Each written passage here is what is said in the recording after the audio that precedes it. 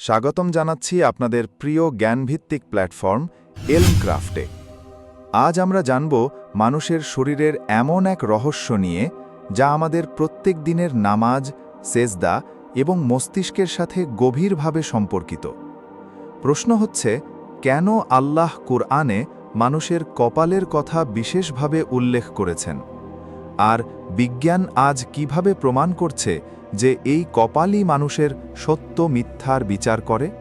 আপনি কি জানেন কিয়ামতের দিনে কেন বলা হয়েছে মিথ্যাবাদী মানুষকে কপাল দিয়ে ধরা হবে? আপনি কি জানেন কেন নামাজে মানুষকে কপাল মাটিতে ঠেকাতে হয়, অর্থাৎ সিজদা করতে হয়? আপনি কি জানেন বিজ্ঞান কিভাবে কপালের ভেতরের অংশকে মানুষের সিদ্ধান্ত, নৈতিকতা আর সত্য মিথ্যার সাথে সম্পর্কিত করছে? আসুন শুনে নেই সেই আয়াত। কাল্লা লাইল্লাম ইয়ান্তাহিল নাসফাআন বিন্নাসিয়াহ নাসিয়াতিন কাযিবাতিন খাতিআহ। সূরা আল আলাক, আয়াত 15-16। বাংলা অর্থ: কখনোই নয়, যদি সে নিবৃত্ত না হয় তবে আমি অবশ্যই তাকে কপাল ধরে টেনে আনব। সেই কপাল মিথ্যাবাদী, পাপী কপাল। এবার আসি বিজ্ঞানের কথায়। আজ নিউরোসায়েন্স প্রমাণ করেছে যে মানুষের কপালের ভেতরে আছে প্রি-ফ্রন্টাল কর্টেক্স। এটাই হলো মস্তিষ্কের সেই অংশ যা নিয়ন্ত্রণ করে সিদ্ধান্ত গ্রহণ, নৈতিক বিচার বিশ্লেষণ, সত্য মিথ্যা চেনার ক্ষমতা এবং অহংকারের অনুভূতি। আধুনিক বিজ্ঞানীরা একে বলেন সিইও অফ দ্য ব্রেন, অর্থাৎ পুরো শরীর ও চিন্তার নেতা আসলে এই কপালের ভেতরের অংশ। এখন প্রশ্ন হচ্ছে, কেন সিজদায় মানুষ কপাল মাটিতে রাখে? কারণ যখন একজন মানুষ সিজদায় যায় তখন তার অহংকার, তার নেতৃত্ব, তার সিদ্ধান্ত নেওয়ার আসন, সেই প্রি-ফ্রন্টাল কর্টেক্স আল্লাহর সামনে নত হয়ে যায়।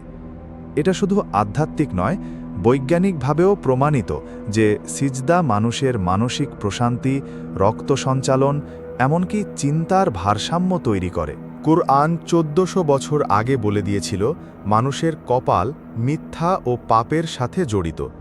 বিজ্ঞান আজ বলছে কপালের প্রি-ফ্রন্টাল কর্টেক্সই সত্য মিথ্যার বিচার করে।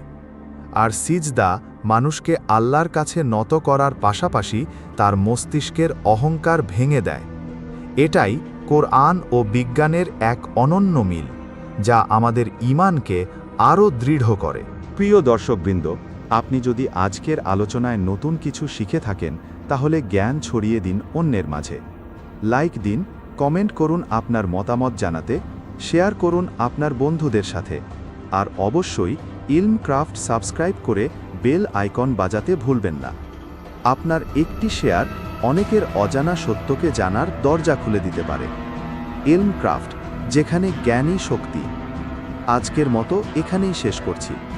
আল্লাহ আমাদের সবাইকে সত্যিকারের ইলম অর্জন করার তৌফিক দিন, যেন আমরা সঠিক পথ চিনতে পারি এবং আল্লাহর সামনে সিজদায় নত হতে পারি। আল্লাহ হাফেজ।